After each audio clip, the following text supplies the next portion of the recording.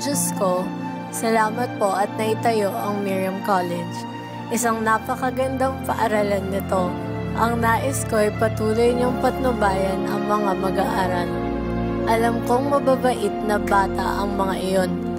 Kung pwede lang ay itama niyo ang kanilang pagkakamali at lagi silang dalhin sa tamang landas. Amen. Naaalala ko pa noong taong 1926, itinayo ang Malabon Normal School.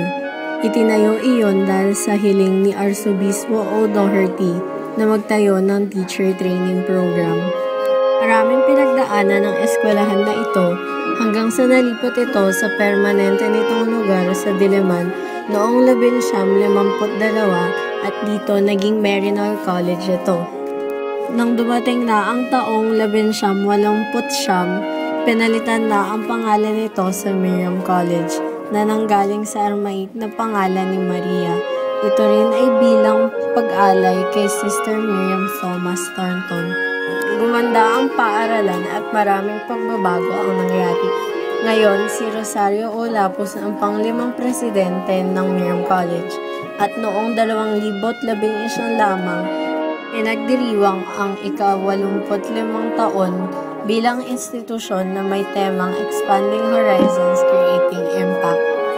At kung pwede lang, mananatili ako dito para makitang lumago ang aking pinakamamahal na paaralan, ang Miriam College.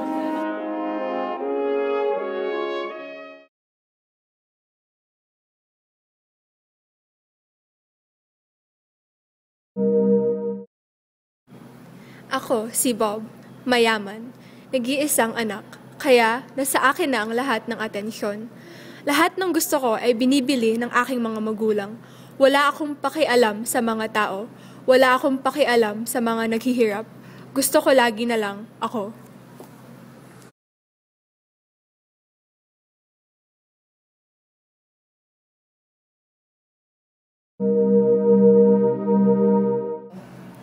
Ako si Darrell. Matagal na akong naniniwala na wala talagang Diyos. Wala akong pag-asa sa buhay.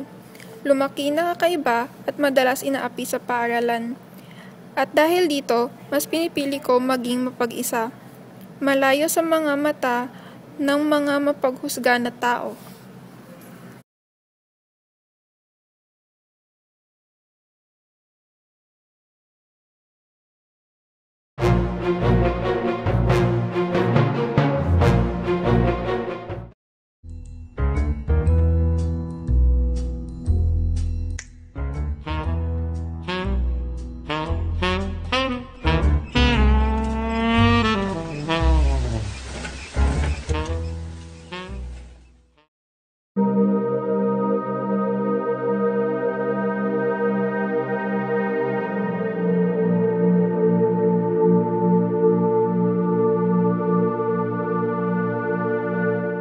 Ako si Poldo.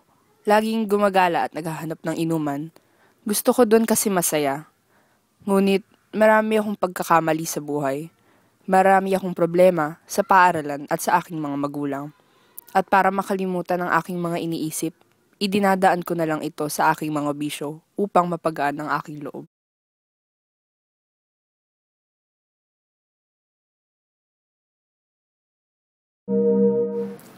Ako si Colleen, kilala bilang anino ng aking kaibigan na si Poldo. Alam kong may kalayaan akong pumili ng kahit anong gusto kong gawin. Ngunit, mas pipiliin kong sundin ang kagustuhan niya kahit minsan hindi ako sumasang-ayon ay pilit ko pa rin ginagawa dahil matagal ko nang ninanais na makibagay sa mga tao.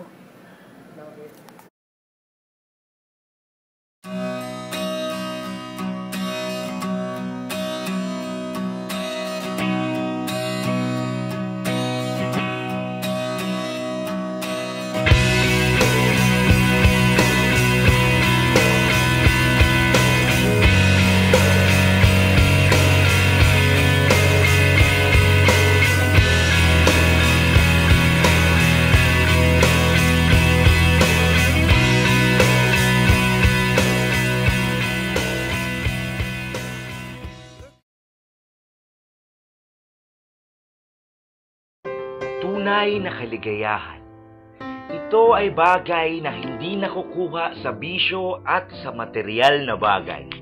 Hindi ito natatamo sa pagiging makasarili o kung hindi naman ay ang pagpapahamak sa ating sarili. Hindi rin ito nakakamit sa pagsasamantala sa ating kapwa o sa paggaya at pagsusunod sa mga masasamang utos ng ating mga kaibigan. Ang tunay na kaligayahan ay hindi nagaganap sa pagiging irresponsable sa ating mga aksyon at pang-aabuso ng ating kalayaan at malayang kalooban.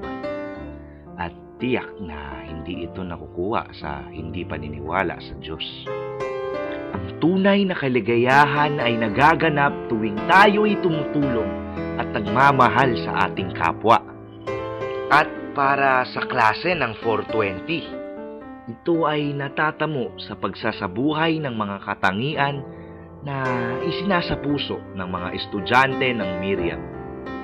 Gaya ng pagiging simple, disiplinado sa pag-iisip, magalang, mapagbigay at mapagmahal. Ang tunay na kaligayahan ay ang tamang paggamit ng ating kalayaan para makapili ng mga mabubuting desisyon at sa pagsusunod sa Diyos at sa mga turo niya. Higit sa lahat, ang tunay na kaligayahan ay nakakamit sa pagdarasal at sa pagbubuo ng isang matatag at malalim na relasyon kasama ang Panginoon. Dahil ang tunay na kaligayahan ay nahahanap at nararamdaman sa piling ng ating Diyos, ang Ama ng kabutihan at pagmamahal.